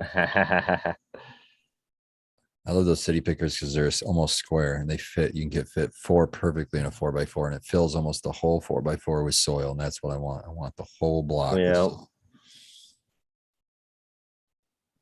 Yeah, I figured I'd just hop on here, show you guys how it's going. Thanks for sharing, man. It's fucking awesome. We It's love it. interesting as shit. That is like going to be something like, Oh no. I mean, it's going to be like some sativa like shit, hopefully. Like I'm some gonna say soaring you're gonna have highs. to let it go at least 10 weeks, probably pushing more like 11, 12 by looking Yeah, at that's the what I'm development. thinking. I'm probably gonna have to cut. There's some more of that other pheno down in here. The thing Probably gonna is, have to cut that even the one out. trim, I bet you there's gonna Yeah. be tons of trim, and I bet you'll get lots of hash out of this run and plenty of good buds of smoke. So Oh yeah. Trim tray hash out of that's going to be fucking fire. Oh you just reminded me I've got a full trim tray. I haven't been dipping Dude. into it. I got a little jar right here. I've been smoking on since Christmas. It's fucking amazing. It's oh like- yeah. I started Yeah, it's- using. Oh sorry. Oh, Yeah, I no, was go gonna ahead. say I started using that the carbon based fertilizer that Brandon got. I got from Brandon. Yeah. The that's working really good. The He has a few different ones. Which one in particular Yeah, are you rocking? I got the complex and then the K humate. Yeah, they do look nice and green. They're definitely not hungry, and they definitely look like they're gonna keep on charging forward for another few weeks, developing. Yeah. They're stacked as hell, man. There's a lot of buds. Yeah, there's a lot in here. My little It's big got pocket here. that Russian. I grew out all the pure ones, and they all were like that. They have that really, really airy bud structure. Yeah. It also offers Almost like just like type of high. I added like the this- Gorilla Glue to try to give it some better like frost coverage. mhm. But I wasn't changing. I didn't change much in the whole dynamic. The ruderalis from the Russian just really over dominates everything. But they get huge because they were autoflowers, and I hit it with the Gorilla Glue, right, and it was an autoflower, and so they fucking they go all over the place like train wreck. Yeah, I flipped They're this crawling when the it was. walls, man. Yeah, I flipped it when it was down here on the first trellis. And that thing shot up. I mean, Damn. that's 4 foot higher than the trellis is. The first trellis, That's nice. 3 Yeah, I foot wouldn't higher even- than the second trellis. That's something you should be Yeah, they're growing just- outside. Yeah.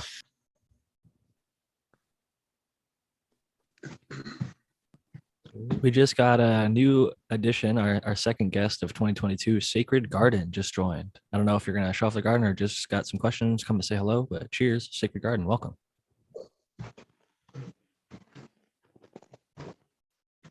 Yeah, Hello? turn his mic on. Yeah, we can hear you now. Cheers. Oh, what's up, guys? Hey, Happy New Year. I hope you had a very blessed holy days. And I don't know if you celebrate Christmas or not, but if you do, Merry Christmas and God bless you all. I appreciate you all, honestly. I love hearing the knowledge, the wisdom. Likewise, brother, man. Thank you. Thank you. Yeah, same to you. We're honestly happy to come here each week. I know just hanging out with each other is probably enough to get us each coming back, but having the chat is like a whole additional layer. You guys give us topics, you ask great questions, sometimes show off your gardens, and come on and give us some praise and keep us going. So, I mean, we really appreciate that, man. Thank you, Secret Garden. Cheers to you, and thank you for coming on. Do you have any questions, or do you want to show off any garden stuff? Home grow event. I'm We'll trying to do it. plan one in Vegas next year at some time. I think that'd be the spot. It's cheap to fly to. It's central. It's got legal weed. Tell me So when. Tell me when. I'll be there. I'll try to be there. I'm trying to make it happen for real. I'm putting it out there. All right. Don't make it on a Wednesday. Noted. No Wednesdays. You heard it here first. Those are harvest days for me. So We also mean- got Dog Doctor jumping in, but I wanted to let you keep going there, Sacred. I mean, I'll show mine. I'm really nervous right now. I look up to you guys. I mean, I listen to you guys every week, and if I could idolize humans, it would be you guys. I only idolize my God, which is Jesus. And but you guys are the second best thing, you know. You guys are providing real medicine. Hey, you see it right though. We are just human, man, and we were all where you were at some point. We were all coming on this show first. A guy named Shane started this, and he invited us all. For most of us, this was our first show. Some of us it it wasn't, was. but was it got a mine. lot of us out and talking about cannabis. So we know that nervousness, but this is a cool ass community. It's like the same 100 to 150 to 200 people that come live every single week. So you got nothing to worry about. It's just a bunch of homies here that are all here to support you and show you I nothing but am love. part Anunnaki, though, I must confess. So there's that. Hey, no worries. It's all good. No, but thanks for coming up. Let's see. Shit. How do you If it's at the top left, Top left of your screen. Little. Yeah. There you go. All righty. So this is let me start from the beginning. I started with mandala genetics, and I started with safari mix, which consists of white satin and kali chakra. So I found two that I liked, and I crossed them, and I made chakra lifter. Or no, that's wrong. I found. So what I did, it was Kali Chakra times Lifter CBD, and I made Chakra Lifter. This is a male. This right here is Hashberry by Mandala. So I want to make something between these two, and then this is Alien OG by damn, I can't even remember my genetics. I'm sorry. It's all good. Are any of those autos? I think Mandala is an auto producer. I could be wrong though. No, Mandala is just a land race. It's an Indian land race. And so what I started with was Hashberry, and that's the hate Hashberry from California. I think that's like the Grateful Dead. I'm not really sure about it. Haight Ashbury is a street in San Francisco where a lot of like the social movements and stuff have happened. There's a lot of cannabis up there too. But Yeah, the chocolate that- Ashbury is fire. That's her right there. This is the male chakra lifter. That's Alien OG. That's Alien OG number 1. This is Alien OG number 2. I tried to go with her. She's a watermelon, and she's amazing. So I re-vegged her, and she's got the ones where after 2 weeks she starts to herm at the bottom, but I kept her because of the way she smells is beautiful. But this is Alien OG number 2. That's my mango plant, and then that's my pineapple. And then right here is Sir Jack by Lifter. So I call it Jack Lifter. And Sir Jack is a F1 of Jack Herrera that they reintroduced through exotic genetics. Nice. And I'm not like too well versed on all this, but I research the genetics and I find what I like and what makes me feel good, and I want to keep it. You got a lot of good uplifting stuff, is what it sounds like you picked. Thank you. Yep. Some CBD and some sativas. I'm a huge fan of Jack Herrera. The high, the smell, the effect. It's just beautiful. I'm glad that you've got at least some crosses of that. And you're like myself, growing in a closet. I think I like to joke that we're taking over the cannabis world one closet at a time, teaching people to grow their own and empowering them. Yes. And doing stuff like this. It's honestly, it's amazing what people are able to, the medicine that they can produce for themselves, the knowledge they're able to take in, and the community that they're able to be a part of just by growing. I was going to say the one looked like it was flowering, but you kind of mentioned that it's re-vegging. Sometimes I just saw a breeder who kind of commented, somebody had a few of their strains herm. They said sometimes if they cleaned up the lowers or it was a little less stressed, maybe it wouldn't herm. So if you do keep it around, maybe it won't herm in the future if it just gets a few more things dialed in. But it definitely sounds like it's got some of the smells that you're looking for. And I'm glad that you were able to fight through that, because I know some people just like panic chop and get rid of it and throw it all out if there's any sign of nanners. And I understand that as well. But sometimes it's worth fighting for. I'll say that. So just one question. I gotta wait for those to become more than the 1 leaves when they start showing actual like 3 leaves before I clone her, right? Yeah, and then those clones should take off and grow as a normal plant. And just another general tip. This is from Eagle Gardens in the past. He re-veges a lot of stuff late in flower like that. He said it's a lot easier for him, at least, if he just takes, like, you see how there's like 6 or 7, maybe 10 colas on there still.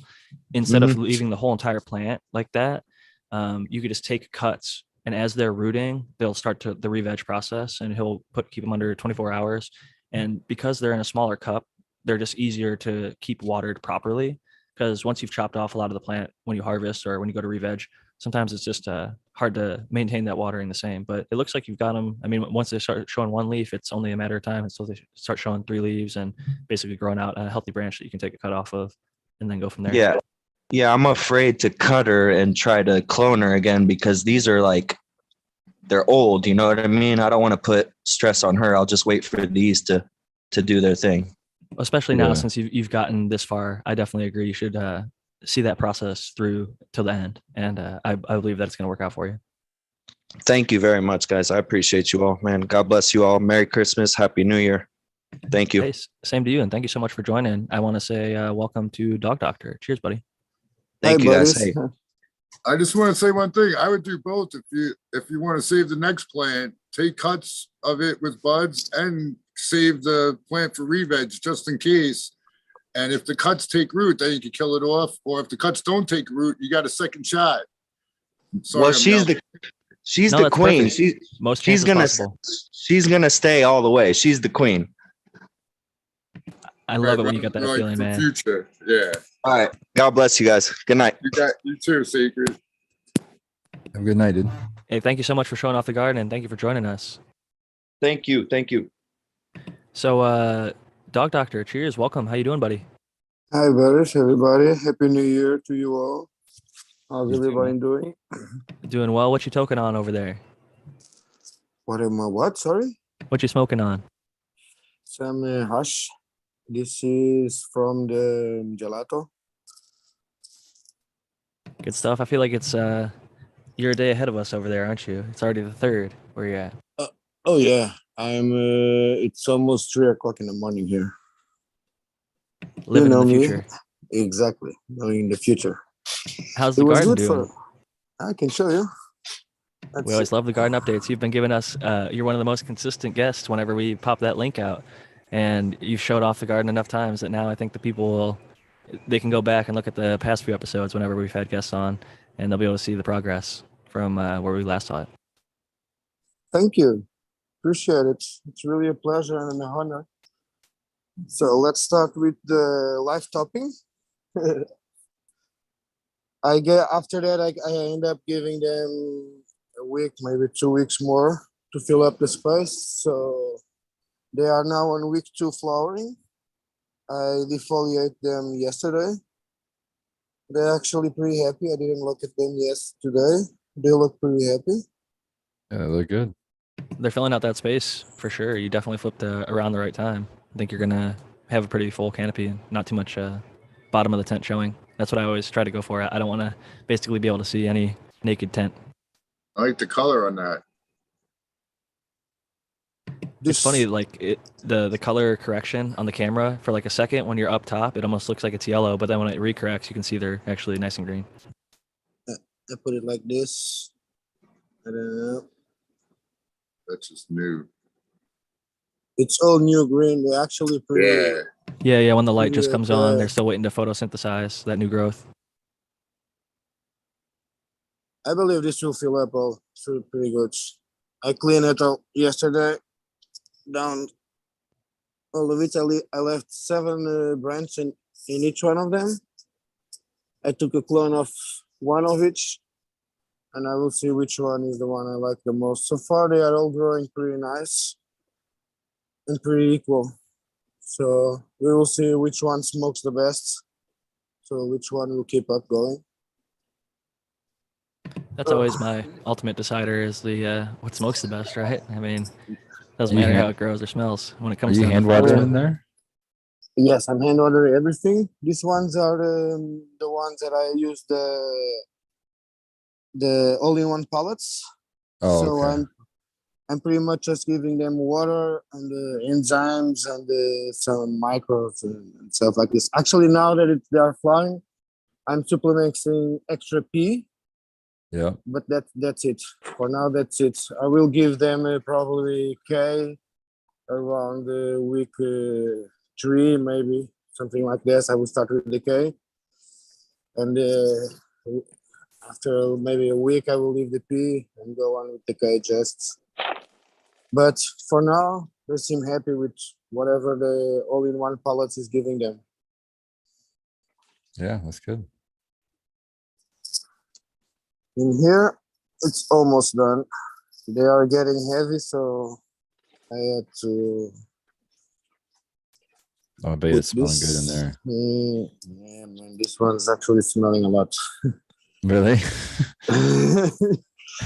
Like a lot. I don't know if you guys can Looks see good, it. man. It's Get looking some good. resin Yeah, on they're it. stacking up, looking frosty, getting late in flower with the nice orange stigmas and pistil. I believe I'm gonna have like maybe 1 week, maybe more here. Not Yeah, much I was more. gonna say, let's say you could go another week. Yeah. I checked them with that little camera. I checked the trichomes. For now, there's no hamber on any of them. Or Okay. maybe on these corners over here, but this is from touching and stuff like this. But in there, there's no hamber. So I like once that you I see the acknowledge that it's from the bumping. A lot of people don't realize they like bump into a certain branch or touch a certain bud, and then the ambering is coming from them knocking it around. It's the oxidization from getting kind of beat up. It's about looking at the general, like you're doing, seeing that most of it's not actually amber. It's just from that spot that's touching up against the wall. So good no, on you it's for noticing that. Yeah, thank it you looks very good in much. there too. Appreciate it. Thank you. This is just taking water right now, not taking any enzymes or anything, just plain water. Actually, all of the gardens apart from that one, the first one is taking just water. Moving to this corner over here. I'm sorry. Crushing it, man. You got a lot going on. Love it. Oh, that's the color correction. I don't know if this is going. In here, we can see different colors already. Like this is almost finishing also. Oh man, they got some big coals. I'll be trying to top that one more next time. Yeah, that one's a donk. But still a lot of white hairs. Yeah, I see everywhere. that. It doesn't want to quit, does it? What are you not running a- 12/12 lighting? Actually, they are doing 11 hours, 11, 13 now. I was gonna say that For that's one of my tricks to get the white hairs to start turning red. If they don't, late in flower, I'll go down to the. I run 11, 13 all the time, so maybe even 10 and a half. Yeah, it's a 10.5. These ones are still on 11, but I'm gonna give them 10 or 9 maybe because they're all still popping. Look at this, and Yeah. they're pretty close to done. And that late in flower, they don't need a ton of light, to be honest. So you could even like I've dimmed it later in flower, or just give them like an Yeah. hour less of light. It's already down to 80. Yeah, I dimmed it all to 80. It's funny. I So was watching those FOS claims. A lot of people got up in arms a while back. They were claiming like 6 or 7 pounds of light, but the light that they were testing was like a 1500 watt light. So it was I guess less of a ridiculous claim. Sorry to bring up something so random, but they they was dialed it random. up. What made me think of that was they didn't even run it at 100%. They only got to like a max, I think like 87% on the run that they hit 7 pounds per 1500 watt. Dude, those guys are sending me 6 of their Scorpio lights. So I'm super Scorpios. stoked. I'm gonna have. What are do you know what like the specs or anything? Is it like what, like how many watts is this light? I think it's a 1,000 watt light. Holy shit. Okay. That's going to be fucking 1,000 watt serious. then. LED, dude. They have a Jesus. 1500 watt unit, Spartan. Their stuff's different. They're taking a different approach. They're definitely going more at the commercial producer. I don't even think that they had them for sale to individuals unless you reach directly out to them. And then they have like a smaller, like 600 watt light. But they may have smaller stuff now. But They have a 600 watt light that you can buy at like GrowGen. yeah, that's what it is. You know, they But showed they're me doing the like one- I was greenhouse like, truss lights too. Yeah, so it'll be interesting because also I have the EST tech, which thus far I can't say anything because I haven't gone through a run with it, but I don't know. I don't know if those are going to be like, they don't seem as bright as they should be, you know. Not a good initial impression, but we got Bob R. I don't know if I want to say your full name. I don't know if that's a stage name or a real last name, but I'll give Well, you at everybody's least going to see it. anonymity. Oh, it does it show it when it's on the bottom? Yeah, it's Well, not his you name. put it up there. Sorry, Bob.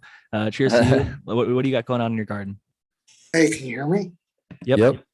Oh, it's Sergeant Bone. Yeah, that's just my, I had to Oh, join, okay, I'm on my cool. phone. So I had Okay, to I'll join. switch it over.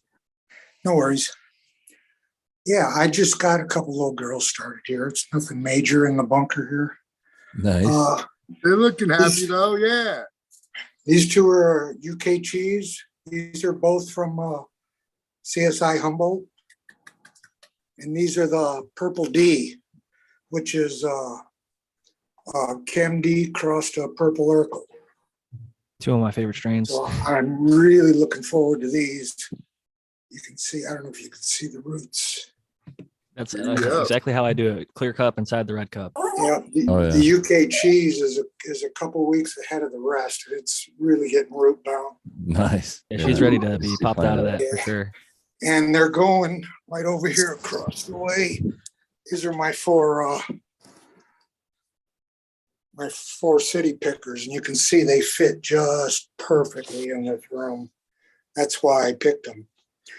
This is brand new soil I got mixed up here. This is a cross. It's 50% that Stonington blend, Coast of Maine, and 50% Build-A-Soil 3.0. I blended the two together. Nice. Okay. And added some biochar, some insect frass, and rice hulls, little added aeration. Did you just do it? Yeah. It's going to be my. Throw them in there, baby. It's going to be my first run in them. I'm really looking forward to it. Oh, nice. You're going to love that. And those sub containers make it easy to water your plants, man. Makes it real easy. It takes the guesswork out. I'm running out of battery here. I got to plug in. But yeah, I can't wait for it. That's especially the new genetics too. I couldn't be more happy with the Earth Box. I mean, We still I'm sure are? the City Picker does the same thing. The Yeah, sips we're in still- general. It's just phenomenal Spartan- how easy it makes Spartan it. might like this here. Oh, It's you easy got to your mind. little urban worm bin, huh? Yeah. That's cool with the little stack right there. You got it kind of hung Let up. the Hunger Games begin. I love it. Only thing I got issues with is I got all these little bitty I know I shouldn't worry about them, but there's little bugs all over in here. You probably can't see them. They're little white They're bugs like- or little mold mites or Looks kind of like it. They're moving kind of quick. Around. Those hypoaspis miles, maybe. I couldn't really see well. Oh, But I mean, it looked there. like there was quite a bit in there. My battery's running out. So the most common mistake is overfeeding the worm bin. Try to give it just like about an inch and a half worth of food across the surface of it, and then don't feed it again until that's all consumed, and then give it another inch, kind of a thing.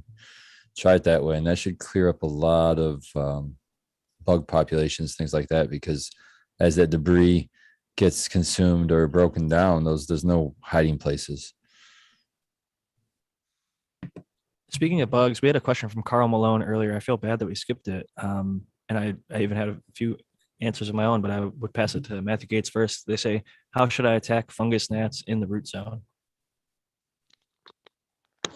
I think I answered that by saying that you could apply like a botanical insecticide. There are pyrethrin products and azadirachtin products that would be great to use. I know that in commercial settings in different places, pyrethrin products are either totally not allowed, or they're not allowed if they have an enhancer like piperonyl butoxide. Personally, I would try to get a product that doesn't have PBO. Yeah, you don't want that. Exactly. You don't want that in the product. Is that a pyrethroid or something different? No, it's an No, enhancer. Yeah. Oh, enhancer. But, Okay. but it's toxic. That's right. So one of the things I've recommended in the past to people, and I've saw on Google, they claim BTI, the Bacillus thuringiensis israelensis. No, the Kerstaki is the one. So you'd use uh, BTK? Yeah, Use BTK is BTK? the one for fungus gnats. Because when I Googled BTI, it's called The usually caves for it's the mosquito caterpillars. dunks or mosquito bits, and Yeah, it's marketed at BTI. mosquitoes, but fungus gnats are a earlier version of a mosquito. Maybe I'm wrong on that, Matthew, but that's what I found in my limited research. Fungus gnats are part of a group called Cyaridae, and they're like with shore flies and other sorts of flies like these. But my understanding is it's the Israeliensis that goes for the flies, specifically like the dipditerans, the flies, and Kerstaki is for Lepidoptera and caterpillars and that kind of a thing. Oh, maybe I had them mixed up. It's hard because there's other ones too. Despite aside from Israeliensis and Kerstaki, there's also Nematodes. Aizawa. You guys don't like nematodes for that? Nematodes are great. That's Nematodes are a another great great option thing. too. I Absolutely. love them. I wanted to just highlight this. If you Google, does BTI kill fungus gnats? It says fungus gnats are closely related to mosquitoes. So fungus gnat larvae are effectively killed by BTI. BTI is a naturally occurring bacterium, deadly to mosquito and larvae. So that was just the thing that I was. So that targets the larva then in the soil. Presumably, it could also help hurt the adults, maybe. But yeah, it's going to hit the larvae because they're in the soil and they're less mobile in that way. The main thing I Typical- didn't mention is they're pretty much always, if you take care of the root of the problem, which is typically it's too moist in the root zone or for too long, keeping a little bit better airflow, and then maybe just monitoring your watering habits very closely to make sure that you're not overwatering, because that's when I tend to notice people getting fungus gnats is when it's overly damp for too long of a period of time. So And there's a lot of organic matter too. I see it in a lot, and I especially see high populations and explosions when people apply kelp meal. You were saying that when you like walk down the beach, it kind of makes sense when you see some of the sea stuff and it's being like swarmed by flies, but it's a completely different fly. I guess Matthew's informed me in the past, but interesting. Yeah, but they kind of go after similar sorts of things like decaying. Yeah, that's why like well, they're called shore flies because they're found on near beaches and coastal areas, but also they're found in artificially moist places with lots of plant matter and water and decaying plant matter, like a greenhouse or a hydroponic system or something like that. So, and you're right, just like mosquitoes and that they're all part of that fly order. I did realize, and I just Spartan, wanted to bring up one thing because I gotta get going anyway. But it was somebody in chat said that the mosquito bits don't work by themselves. They may not, and that's why you want to do a multifaceted approach, I think my buddy Matthew would say. And, that we just said that would target the larvae in the soil. Well, there's other things, the nematodes also can help target those in the soil. And then you can use yellow sticky traps to target the adults to That's get right. them. And you Good for can do all identification these things generally, in too. conjunction with each other, and each one of them is going to take out a large population, eventually solve your problem, hopefully. But like Jack said, you got to target what caused this and how do we stop it? Because that's really, otherwise you're going to be fighting that same problem forever.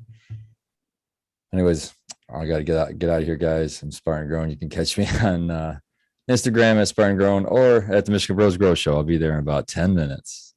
Less time than normal. I was having so much fun. I lost track of time seeing everybody's gardens. It's just, Yeah, me I too, get man. lost in it.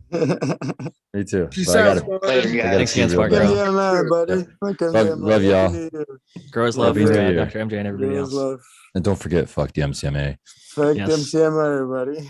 Fight for your rights. If you're a home grower, you should definitely stand up for your rights and be aware of the lobbying efforts. Like the reason he says that, for anybody unaware, the MCMA is lobbying against cannabis caregivers and home growers' rights. So it's not just a silly phrase. It's actually a practical political stance that he's publicly making and standing behind and going and supporting. So I acknowledge Spartan and all of his efforts that he's making in Michigan. I think that they've actually put it on sort of the national. I saw them talking about it on Dude Grow Show, like I've mentioned a few times, the in-house genetics interview. He brought that up and how it has impacted his business. And he's a multi-state operator and a big genetics producer. So it's become a national talking point in the cannabis community. And I think that there are people that are going to be scared moving forward. These other lobbying efforts, they're going to try and be unnamed and unknown and hiding in the shadows, because as soon as we find out who they are and expose them, it's very bad for business. So I'm happy that the community is able to stand up against them and people like Metric who come in and try to take money out of the state and put it in their own pocket. So big props to Spartan. Brandon, you're showing off some stuff in your garden. I'm going to spotlight you. What are we looking at over here? Oh, we lost Pepper your plants. I'm apparently pretty good at growing peppers. Also, Those look beautiful. I got to grow something. I have this extra light, and I have this basement that it doesn't ever freeze down here. It's like stays pretty consistent temperature, and so I've got. Are this those pepper plant. jalapenos? No, I think they're hatch chilies, like an Okay. Anaheim type of chili. They look So they're beautiful. a mild chili. But yeah, there's tons of them in here. I've been using They're the all- carbon-based fertilizer. I haven't been top dressing or testing with these ones. I just added the carbon-based fertilizer for these. same old soil, or I shouldn't call it old soil, but the same soil recipes that you're using for the other stuff. Yeah, it was a recycled soil, was used already, and I just threw it in there, and I just threw it in some pots. It was extra. And I was like, well, hey, I have these pepper plants, and I have some extra soil and a pot and everything, and I have an extra light. So I just figured, hey, I'm just going to stick it in my basement. Fuck yeah. They look beautiful. Oh yeah, we've only got like a few minutes left, but I just see MMA Rick. I'm probably mispronouncing that name. Just joined us, but it's a name I recognize from the chat. So cheers to you. Welcome in. Do you have any questions? We want to show off the garden in the last couple minutes before we get heading out? Hey, what's going on, guys? You can flip Long the time, camera around, or if you want to show off yeah. your face, that's totally cool. I'll Oh, spotlight you. no. I'm sure you guys want to see this. Some people are like, What's up, buddy? Yeah. it shows your face first, and then they Hey. get worried because they're trying to There show the we garden. go. There we go. Get a mask, Gotcha. buddy. Get a Well, mask. hey, I wanted to say thanks for having me on. Long time listener ever since the Jane days. And yeah, I'm always following you guys every single week. But little garden update here. These are actually from the American one. Little proprietary blueberry coming along nice. Hey, Yeah, right. That's from you, bro. So I appreciate all the Excellent. gear. Yeah, I got some Amy Aces still waiting on the pack, but very excited to pop those. This is just a set of moms from hunts that I've gone through. This is TKNL5 Haze from AK Bean Brains. Another AK Bean Brains. This is Americana times Black Domina. Guardian of the Lost Terps This is a Banana Crasher double purple Hulk. And then this is root beer, GMO root beer from Skunk Tech, me and Gene from Mendocino. Damn, sound like Awesome. some good keepers. Yeah. Superior Yeah, genetics. dude. Oh yeah, absolutely. This is the basement. I don't know if you guys can actually see it, but that's just the mom tent. And right now, I'm fitting out this space down here, doing a little 10x8 room. It's gonna be the flower space. Getting everything framed out. Very Great excited to be space. oh yeah, very excited to be getting a new space up and running. So just Tons getting of all the room. finer details worked out. Oh yeah, like really, really excited. Just going We'll have to have you on from again in the future and get an update. oh, when it's, absolutely. built out. I would love to. Yeah, I would love to. But yeah, I don't want to take too much of your time. I know we only got 5 minutes, and but yeah, really appreciate you guys having me on. No problem, man. And this is actually the time that we do our final thoughts and shout outs. So if you want to let the people know where they can find you, and then we'll go into the rest of the panel and wrap it up. Yeah, thanks for Oh showing yeah, for up. sure. Oh, dude, thanks for having me on, and thanks for the gear, dude. But yeah, I'm Maverick, MMAVRICKK on Instagram. I'm on Instagram and on the Bean Basement too. So if you want to find me and follow me along, I'll be right along there. But I'll be here every week, guys. So thanks for having me on again. We greatly appreciate your support, and I'm glad that I finally know how to pronounce your name. I always wonder because like the MMA, I was wondering if maybe you were like an MMA person or if it was. I guess I should have just read the whole word. I would have figured it out. Oh no, it's all good. If I could have taken my usual name is like I'm Maverick. So if I could have taken that one and if it was available on all platforms, I'd be rocking that. But I just stick with Maverick just to keep it. Feel you. I like the consistency. Next up, we got the Dog Doctor. Thanks again for joining us. Thank you, guys. Shout out to everybody. Shout out to you guys, to Shots. Thank you for having me. It's humble and it's really a pleasure. Happy New Year to everybody. I hope that 2022 is the one for all of us. You guys can find me on Instagram as Dog Doctor Official or on the Grow Diaries as Dog Doctor. I'm here always for everyone. Thank you for having me. It's really a pleasure. Thank you. It's a pleasure to have you. You're a great dude. We love seeing your garden, and you got a good vibe. You're always welcome here. And anybody like the Dog Doctor and Maverick who want to join in the future, whenever we kick that link out, just know you're welcome. And we love seeing the gardens and hearing the questions. So thank you so much for joining. And to our first panel member, our resident IPM specialist, General Badass Dude, Matthew Gates. Thanks for the introduction. So yeah, for those who didn't know who I was, again, I am Matthew Gates, the IPM specialist, and I really appreciated the chat. Really good questions here, and I really enjoyed that we got to talk a little bit about IPM like we typically do. If you want more plant health information, you can find me in one of a few places. Again, I have my YouTube channel, Zenthanol, which I will probably be doing a lot more live streams on in the next couple of months. That's one of my goals for this next year. I've definitely built up the viewer base and various people and contact, and I think that I could probably apply a little bit more time to going over things more regularly. So if you're interested in that kind of stuff and my diatribes, then please check me out at youtube.com/Zenthanol. You can also find me on my Instagram, which is at Syncangel, SYNCHANGEL. And you can also find me on Twitter with the same handle. Thank you so much for joining. I am definitely a happy follower of that channel. There's so much great content you put out, and I greatly appreciate that. Sometimes I think that people don't appreciate the IPM. Like I think Joe Schmo, the one episode we were talking a lot about hop latent viroid, is like, the show's getting worse every week. I just want more Brandon and Spartan Grown. So hopefully he's happy. He got a lot of Brandon and Spartan Grown this week. But when I empathize with that. I always want more Brandon and Spartan Grown, so I get it. I appreciate everybody equally, but it is great to have everybody's input.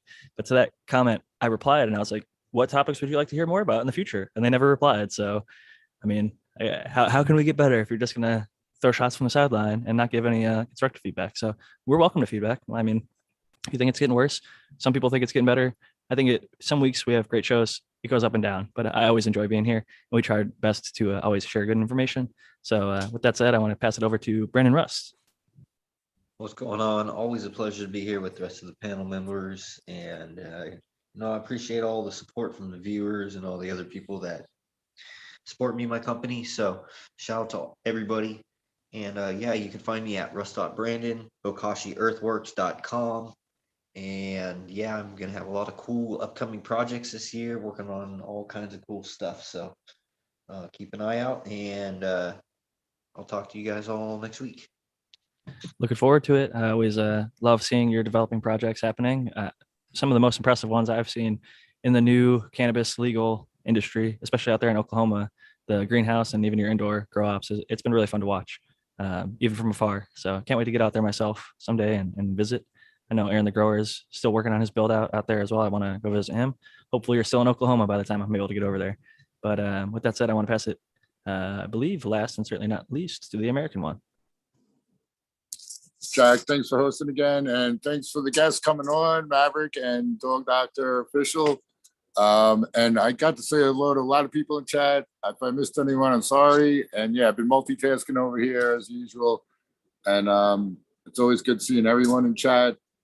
And yeah, 2022 is what you make of it. Let's get it. And I guess that's about it. It's always awesome hearing Brandon talk about nutrients and what he finds, because a lot of us don't have the either fundage or the even access to get your stuff properly tested, all the time like that. So yeah, that's always excellent. And I shout out to Dr. MJ Coco, who is in his absence. I'll tell everyone to go check out cocoforcannabis.com and yeah, check out the forums and the grow challenge. Yeah. New Year's Grow Challenge kicking off right now. If you just wet seeds, you can participate.